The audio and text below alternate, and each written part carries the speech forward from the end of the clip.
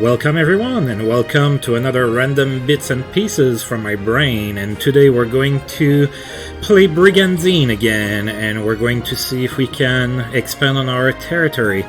So in the last episode, I conquered Aston, back here, down here. It was a pretty easy fight, mostly because the computer kind of misplaced one of his casters, which became pretty easy prey at that point, and after that the rest of the computer's troops retreated. So before starting to record here, I rolled my next attack team, and I believe that it's going to be a lot more challenging this time. So let's go ahead and get all set up here. So at the top here in Damas, so right now we have Leonis, Asmit, Philo, Raisin, and Langborg. So Leonis and Philo are going to be staying here, as well as Raisin. So that's going to be my defense team. My attack team is going to be down at the south again, which means it's going to be pretty difficult because well, it's surrounded by a lot of different castles, and I'm going to be prone to pincer attacks. So those three stay there. Asmit and Langborg are going down to my attack team. They're coming over here, which means that down here I'm going to be keeping Paternus, and Isphus and Charlene, which are two of my best knights with, pretty decent armies here, are going to be going out on quests. So like I said, it's going to be pretty challenging here to expand this turn. I actually expect to get attacked, so we'll see if it happens or not. So we're gonna send Isphus and Charlene on quests.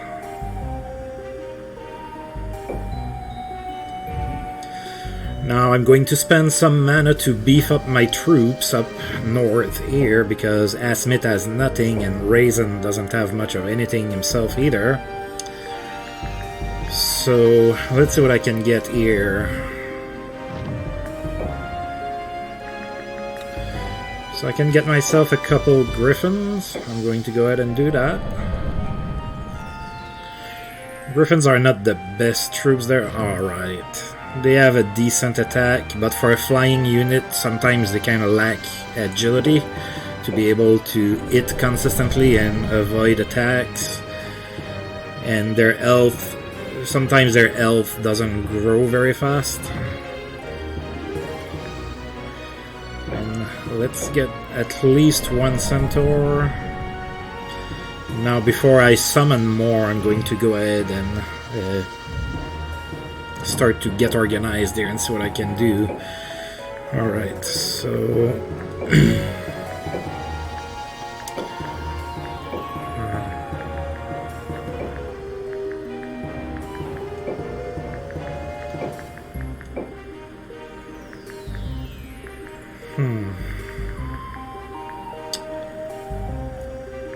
might have to do for now for Asmit not a lot of defense, and for Raisin, let's see what I can summon. That's gonna be my he's part of my defense here. I usually defend pretty good. Since Leonis is gonna be there, if I do get attack up here, I'm going to get to play. I usually defend pretty well, so we'll see. So what can I get? Guess I can get another centaur. Let's do that.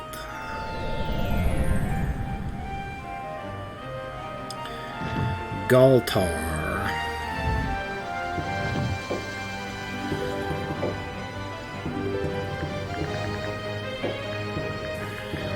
Alright, so yeah, Raisin is almost naked there. Okay, so let's go ahead and save before I make the execute, just to make sure that I moved everybody properly. If I didn't, I can always reload.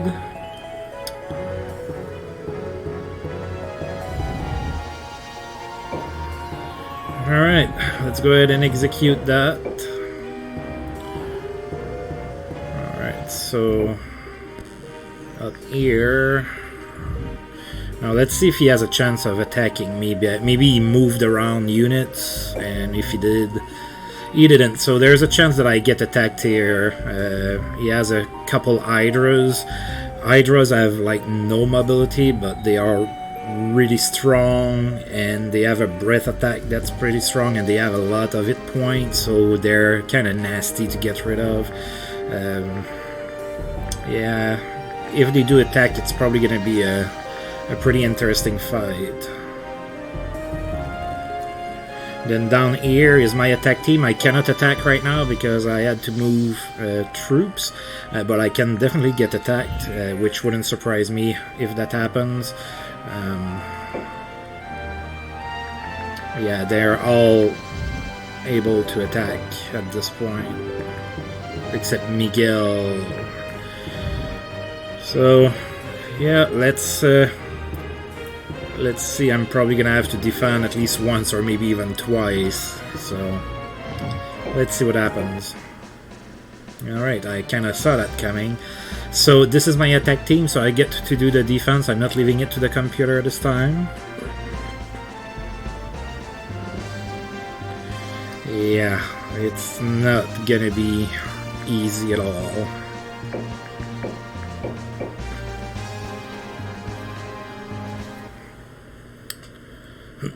Oh, there's gonna be some dialogue. Ooh, look at the little fish. Who wants to get gutted first? Mad King Dreist, I've heard of your strange humor. And which fish is this? The Mad Dog does not need my name. You fight for pleasure and crush the innocent. As a servant of God, I will not allow it. I don't care if you allow it. I do what I want. You priests, always asking God's permission. I'll bet you pray for permission every time you squat on the toilet. Coo. You dare mock God. I will show you the power of faith. Alright. So Dreist is there. He's pretty strong, and he has his Bahamut with him, which is also really strong. So I'm going to do my best, but we're probably gonna have to retreat here. Unless I get really lucky again and he kind of positions himself weird and I'm able to win. One thing to note is that whenever you're in a battle, if the country leader is there and you defeat the country leader in battle, the entire army retreats automatically. So if I were to kill Dreist here, I would automatically win the battle. Alright, so let's look at their leaders. So we have Iria here, we already saw her. She's the killing doll.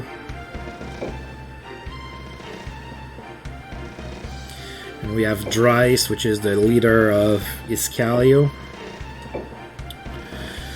The Mad King of Iscalio, selfish and decadent. He doesn't grasp basic concepts like virtue or respect. He is a strong warrior but doesn't use logic, merely follows his own whims. And then he brought back the Magus, which is... he's pretty strong as a frontline attacker, a lot of attack. Not a lot of defense, and he's really dumb. He doesn't have a lot of intelligence, but he can definitely hit. So, back to Magus. The Mad King finds him quite entertaining as they enjoy going on rampage together.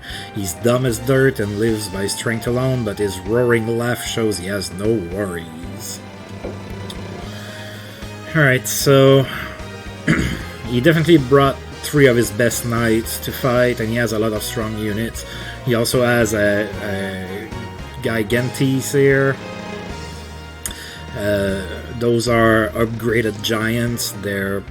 That's a pretty strong unit that early in the game. So, and that's a level 20 unit, definitely really strong. So I'm gonna position myself for defense. Let's see what happens.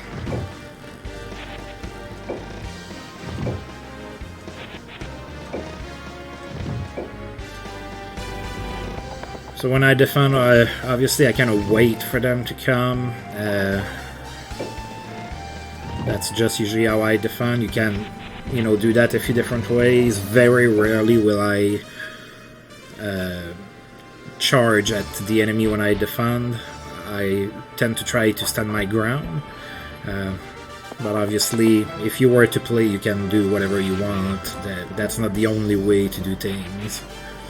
I know a lot of people like to spread around a lot and everything. I prefer to stay bunched up. I know that it makes me more vulnerable to AoEs, but in the long run, usually I end up on the right side of things.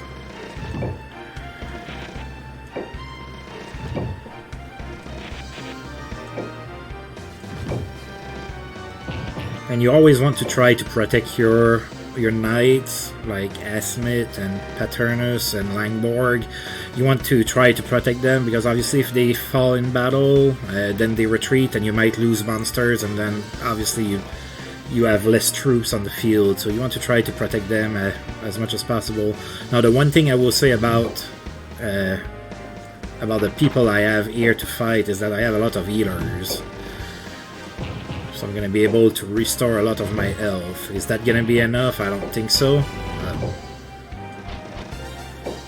We'll see.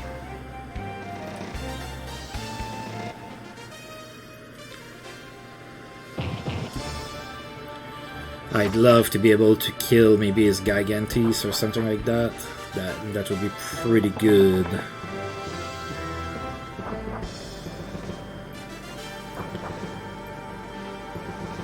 Fluffy the Behemoth. Oh, is that Poop? No. Iscalio starts with a demon whose name is Poop, so there's that.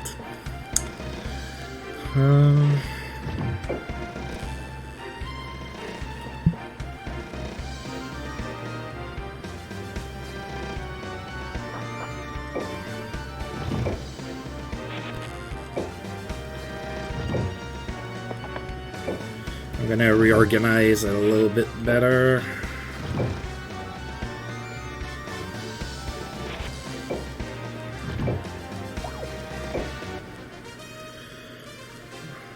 So I don't lose the battle if they get on my castle or town or whatever in the middle there. But if a unit that stays on it at the start of his turn gets 100 health back, so that can be a strategic point to get when you kind of need a heal and you don't have one available.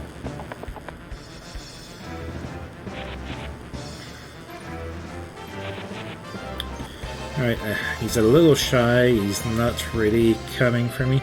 Gonna go ahead and just hold my ground here with Asmith.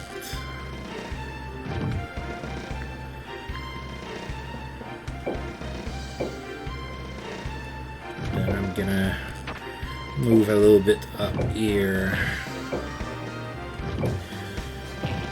And I'm gonna let him come to me.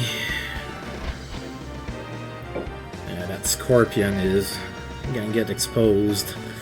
Like I mentioned in the previous episode, Scorpions can get pretty decent defense if you take the time to level them up, but at level 1 it's just cannon fodder. Alright. Not really coming for me, are you?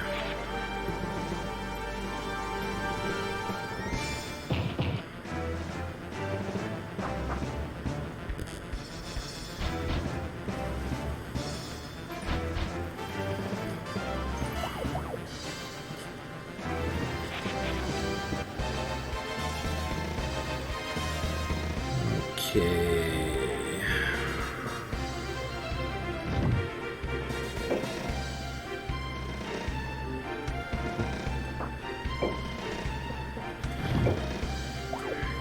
try and move back a little bit since he's not exactly coming for me. Gonna be kind of a second wave there. Let's see what happens with Bagdemagus here. Maybe he's gonna come rushing. And he does. So let's see if we can get rid of that wyvern there. Not a good start. A critical hit to start. No poison. So giant scorpions can poison, which is kind of nice. Okay, so I need to get rid of that demon as soon as possible. Another crit. Jeez.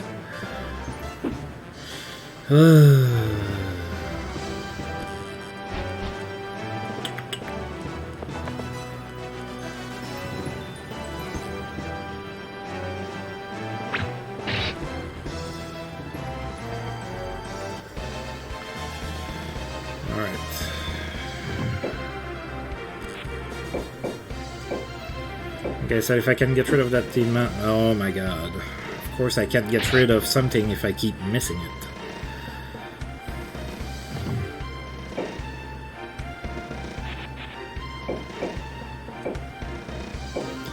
At 98% chance. There you go. Of course that griffin is as good as dead. 78%, and that's with the bonus. That demon is on steroids or something. Keeps critting. So it needs to die, and I will kill it.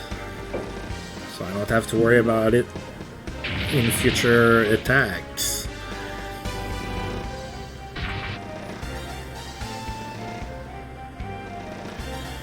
Okay. So that griffin that's pretty beat up is too far for heal.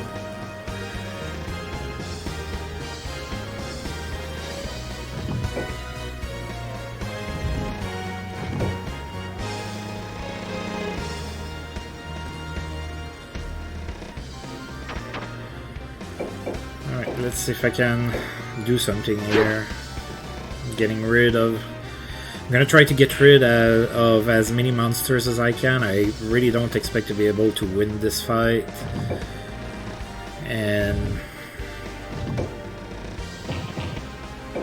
then I'll just retreat, and that's gonna make it easier for me next time. Oh, good.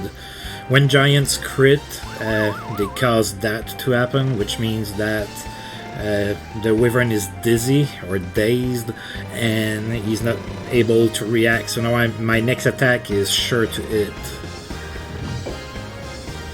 And you can also go through them because they're dazed. Oh, and now I'm poisoning him. Which, hopefully it won't matter. Oh, 2 points of agility, a point of strength, that's good. 7 HP, not a bad level for a scorpion. Hopefully it won't matter because I'm going to kill him with my golem. There you go.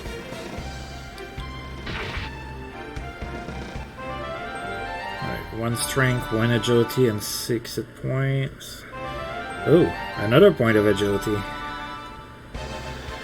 That's pretty decent. Golems have such low agility, they have a really hard time hitting consistently.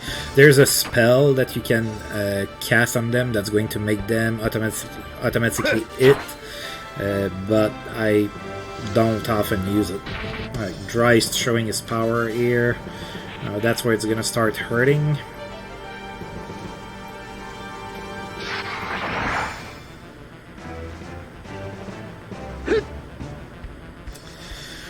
So Bahamutes are the most agile of all of the dragons. They hit hard, they have a lot of HP, and they also can avoid quite well because they have a lot of agility usually. Poison that, but that probably won't matter. Yeah, that scorpion is dead. Like I said, it's extremely hard to keep them alive. That and ghouls are very hard to level up and keep alive. You have to actively work to get them to a respectable point.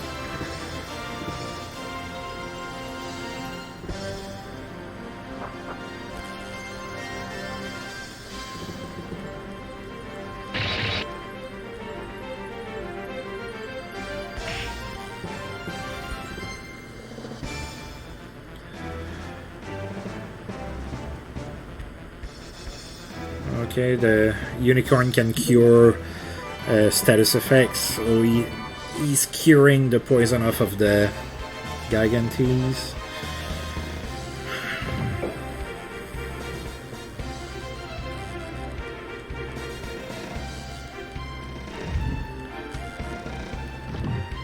Alright, we're gonna go with the Jin here and do some damage down here. So it's kind of a breath attack, and I'm going to hit 2 units, so I'm going to get that that dog and that centaur there.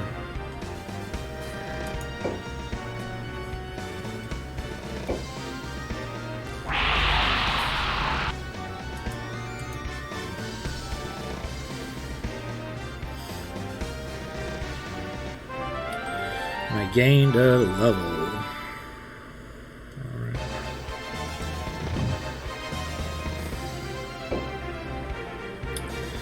Yeah, I know it's early in the fight, but I think I'm gonna cut my losses and just retreat early.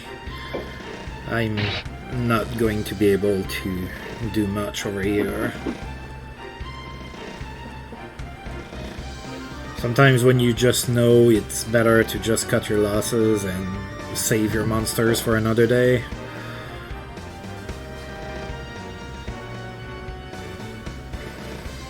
I mean, since I'm retreating, I can go and attack outside of the area. Usually not something you want to do when you get to stay and everything, but... And it didn't matter because I missed anyway, so...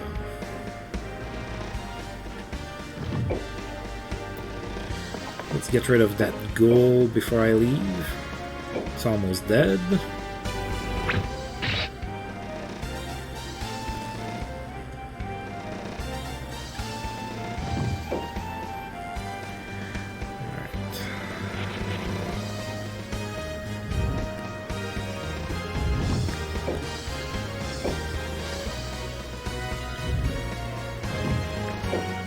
So the spell I was talking about that makes you automatically hit is Hollow, and it allows you to also gain more XP with your next attack.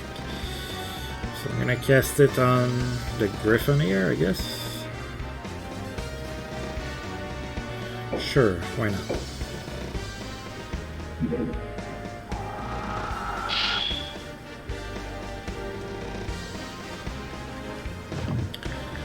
And now we're gonna go ahead and retreat. I have no shame in retreating. If you're watching this thinking that I'm never gonna make a bad move and never gonna have to retreat or anything, I'm not. I mean, I'm recording as I play. I don't like scrap a recording because I lost a town and then try to show a perfect run or anything like that.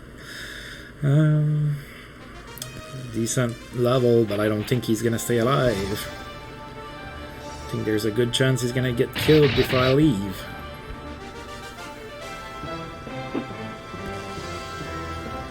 Giants have horrible accuracy. They do hit hard, though.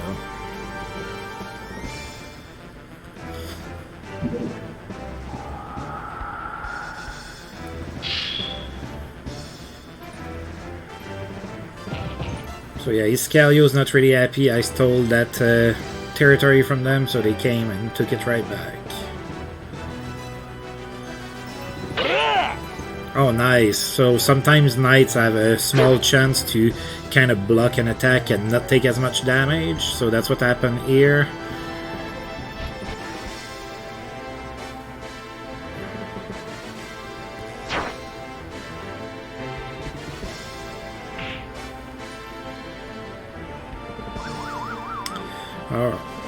Made him dizzy. Prancer has a 92% chance to hit me.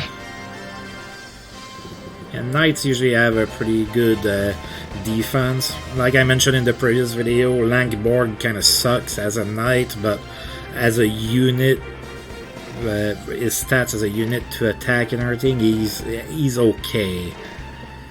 But as far as carrying a lot of monsters and everything, he's completely hopeless.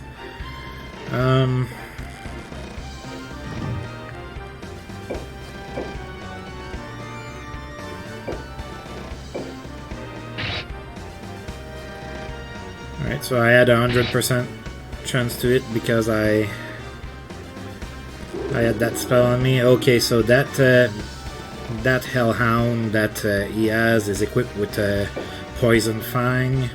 You can equip items to your monsters that give them either more attack or sometimes, like that here, the Poison Fang raises your Hellhound attack and makes it so that they have a chance of poisoning opponents. So that's what happened just here. Now if I were to kill it, there's a chance that I get that Poison Fang for myself.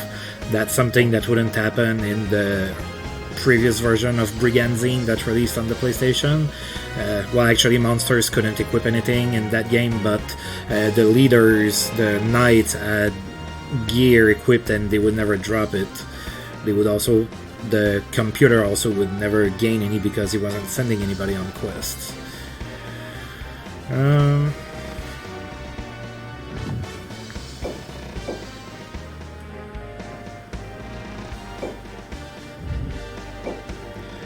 Alright, let's go for the ghoul. Play it safe. I have barely any health left.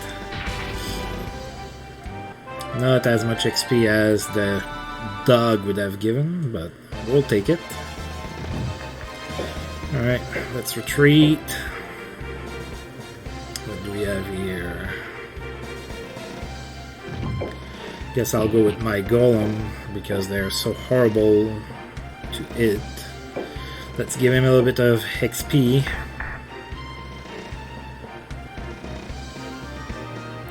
Not bad.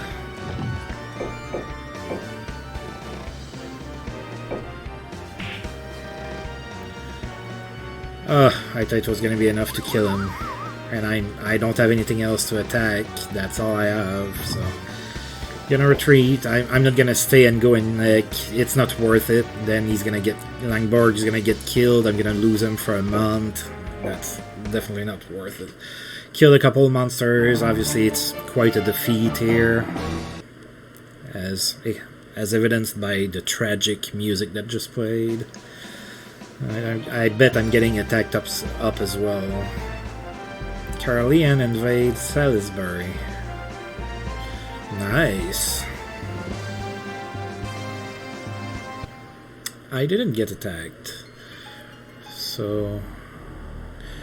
now I have people coming back on quests. Hopefully they bring me something nice. I just lost the territory I had just gained, so getting a little bit of an edge would be awesome. So Kilof's quests.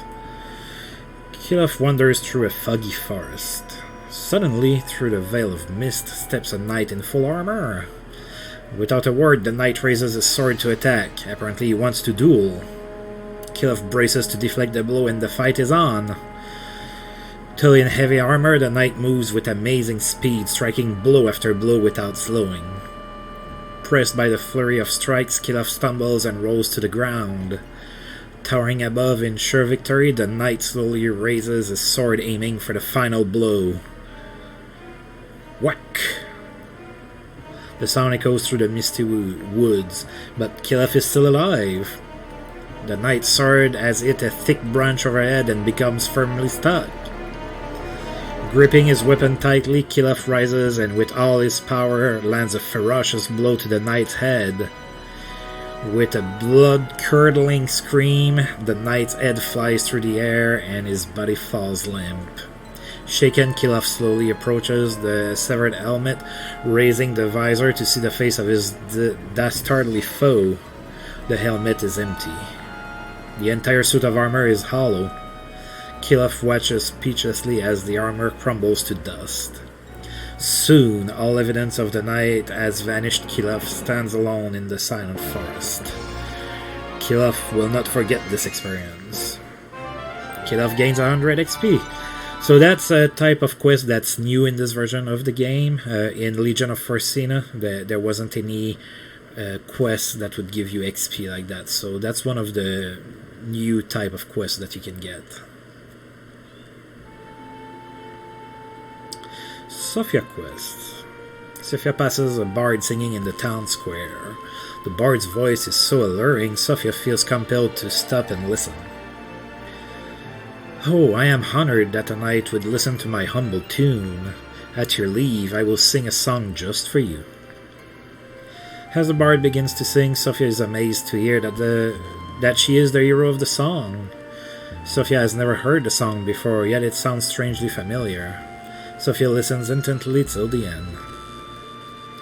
This song celebrates your future valor and will be sung across Forsina one day.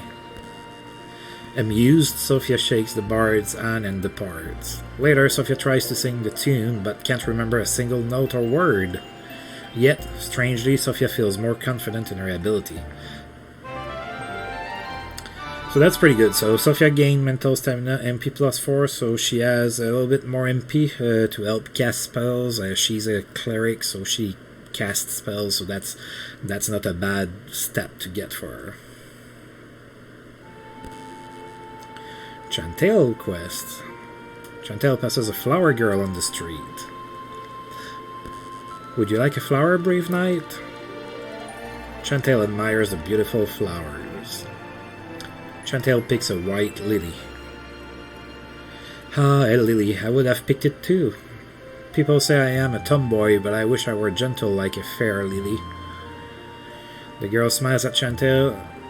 The girl smiles as Chantal holds out a coin to pay. Thank you, good night, but your flower was free. Farewell. The girl disappears into the crowd. Chantal sniffs the lily and feels a strange power welling up inside. Chantal gains insight, intelligence +1, so Chantal is a caster. Again, I'm getting a good stat. Like it's a lot more useful for him than if he would have gained strength. So we'll take. It's only 1 point, but we'll take it. All right. So I have 3 people that came back from quests.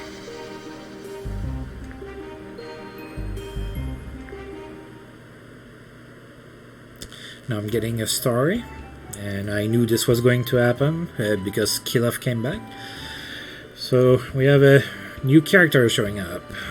Yo, Kilov, long time no see. Is that Gal? What are you doing here? Not just me, look, Baline's here too. Hey, Kilov. Baline, what are you two doing here? What kind of greeting is that? Oh, sorry, it's just been a long time since I've seen you guys. Yeah. Well, we didn't come just to visit. Oh? Ha, and we didn't come to see your ugly mug either, right, Baline? I guess. Well, what is it then? It's just, well... Spit it out, Gal. You tell him, Baline. Huh? Stop acting dumb. What is it? Just say it, Baline. Dumb. Now I ain't gonna tell ya. Whatever. We came to serve Leonia. Serve? Yep, we're Rune Knights too, you know. Is that really why you're here, Baline? Yeah, why is that a problem? Nothing like that. We came a long way, you know. Aren't you happy? Sure, I'm happy. Leonis will be too. Leonis. You already call her Leonis? Yeah, what's wrong with that? Well, she is the queen now. I'd expect your royal highness. I call her what I want. How cozy. So take us to meet her highness already. Yeah, sure, Leonis will be surprised to see you too. Gallowin joins. Beline joins. Alright, so now I'm at the organized phase, so we're gonna look at those 2 knights that we just got for free. So the first one is Beline. So she's a level 1 scout. She starts at the lowest possible level. Beline becomes pretty good. When you can get her some levels, she actually gets decent rune power, so she can have decent sized army, and she becomes a pretty decent archer, but she only has a 3 rune area, so if we can find a way to fix that, we definitely will. Her rugged tan, vulgar mouth, and short fuse reflect the savage ways of her tribe. She wants to be more feminine, but just isn't good at it, and is always bickering with her friend Kilaf. And then Gallowin, little note here, in Legion of Farcina, Gallowin is called Gallon Wand. I don't know why they changed his name. They also gave him a different face, so he kind of got a facelift as well.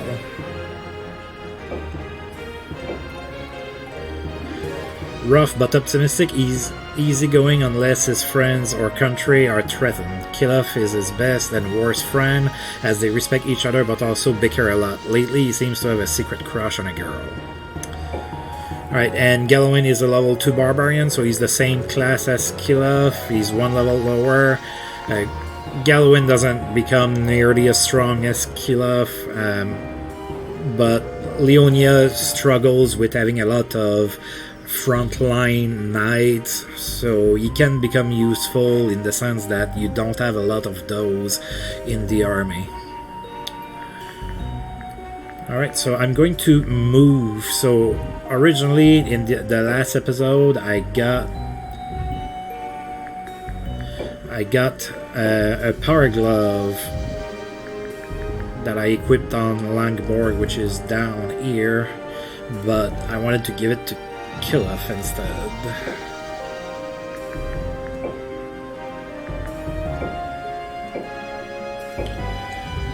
Alright, so let's give it to Kilaf, because he's kind of low level. He does become really strong, but you kind of have to help him get there, so especially at the start of the game like that, giving him a little bit of an edge like that is pretty useful. Because his defense is kind of low when you start, and depending on the path you choose with him, that might change drastically, but for now he only has with the power gloves, he only has 109 defense. That's not a whole lot, especially not for a frontline character that you expect to send in battle quite a bit. So I did not attack, so that means that the attack team that I rolled prior to this episode still stands, and it's the one that's here. So next turn, regardless of what happens, I'm going to come and attack in Aston again, and we're gonna see if we can take it again at that point. So we're gonna go ahead and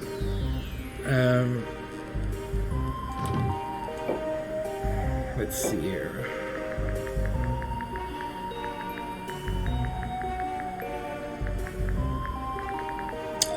Okay, so we're gonna go ahead and leave it like that for now. I'm gonna go ahead and call that an episode. We didn't get to expand our territory. We didn't even win a fight. We just lost a territory, really. But that's part of the game, especially at the beginning like that, with the way that I play randomly like that. That's going to happen eventually. My armies are going to be pretty strong, and it's gonna be pretty rare to lose a territory, but at the start like that, expect it to happen from time to time, and I think it makes the game a little bit more fun. I mentioned it before, but the AI in this game is not great, so it's really easy to dominate, and when you've played that game a lot and dominated it so much, you kind of welcome a little bit of the challenge. So I'm gonna go ahead and save the game, and when we come back next time, we're gonna try and take on Aston again, and hopefully this time we're able to hold on to it. So as usual, thank you for tuning in, and I'll see you guys next time whenever I actually roll this game again. See ya.